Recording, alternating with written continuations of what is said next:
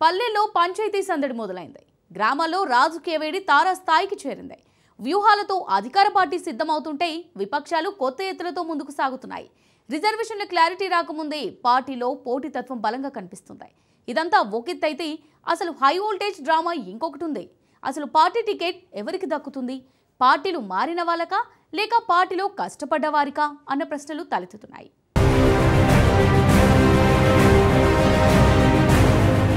స్థానిక సంస్థల ఎన్నికల నోటిఫికేషన్ విడుదలకు ముంగిట గ్రామాల్లో రాజకీయ వేడి పెరుగుతోంది. గతంలో ఎన్నడూ లేని విధంగా అభ్యర్థులు ఇంటింటికి తిరుగుతూ మద్దతు కూడగట్టుకునే పనిలో నిమగ్నమయ్యారు. గ్రామాల్లో సర్పంచులు లేక ఏడాది నుంచి పాలన కుంటుపడటంతో సమస్యలు తలెత్తుతున్నాయి. ప్రభుత్వం నోటిఫికేషన్ ఇవ్వనున్నట్లు సంకేతాలొస్తూ ఉండటంతో అధికార పార్టీ ప్రతిపక్షాలు ముందస్తు వ్యూహాలను రచిస్తున్నాయి.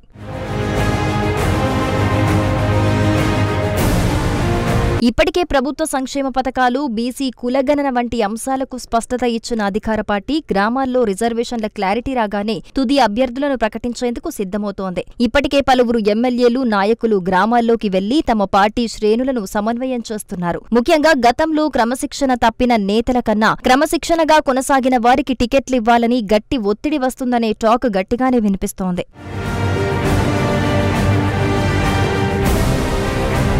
మరోవైపు ప్రత్యర్థి పార్టీల్లో అభ్యర్థుల ఎంపిక తుది దశకు చేరుకుంది. అధికార పార్టీపై వ్యతిరేకతను క్యాష్ చేసుకోవాలని భావిస్తున్న విపక్షాలు గ్రామాల్లో తమ బలాన్ని అంచనా వేస్తున్నాయి.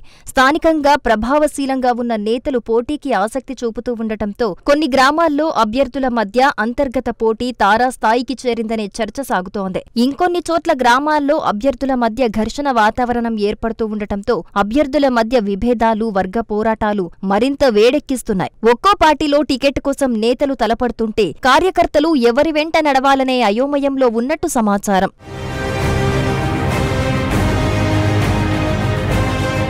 ఈసారి కూడా స్థానిక సంస్థల్లో 50% సీట్లు మహిళలకు రిజర్వ్ అవనున్నాయి. ఉమ్మడి మహబూబ్ నగర్ జిల్లాలో 1678 గ్రామ పంచాయతీల్లో 839 స్థానాలు మహిళలకు దక్కనుండటంతో మహిళా అభ్యర్థుల ఆలోచనలు, వ్యూహాలు ప్రధాన చర్చనీయాంశంగా మారాయి. రాజకీయంగా చురుగ్గా ఉన్న మహిళలకు ఇదో పెద్ద అవకాశంగా భావిస్తున్నారు. దీంతో గతంలో కంటే ఈసారి పోటీ మరింత ఉత్కంఠభరితంగా ఉంటుందంటున్నారు.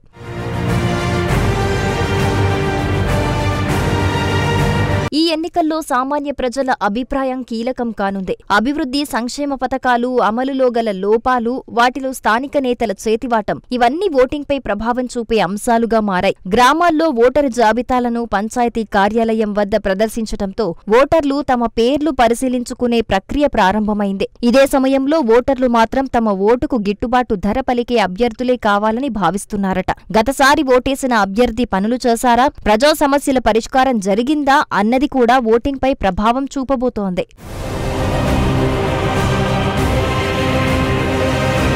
పార్టీలు అభ్యర్థుల ఎంపికలో సామాజిక సమీకరణాన్ని దృష్టిలో ఉంచుకుంటున్నాయి. బలమైన సామాజిక వర్గాలకు ప్రాధాన్యమిస్తూ ఆ వర్గానికి మద్దతుగా ఉండే ఇతర వర్గాలను సమీకరించేందుకు నేతలు వ్యూహాలు రచిస్తున్నారు. కొన్ని చోట్ల సమర్థుల మధ్యే భేటీ తలెత్తుతోంది. స్థానిక సంస్థల ఎన్నికలు గ్రామాల్లో కొత్త రాజకీయ చైతన్యం తీసుకువచ్చాయి. అభ్యర్థుల మధ్య గట్టి పోటీ నెలకొన్న నేపథ్యంలో అధికార పార్టీ వ్యూహం, విపక్షాల ప్రతివ్యూహాలు, రిజర్వేషన్ల ప్రభావం ఇవన్నీ కలిసి ఆసక్తికరంగా మారనున్నాయి.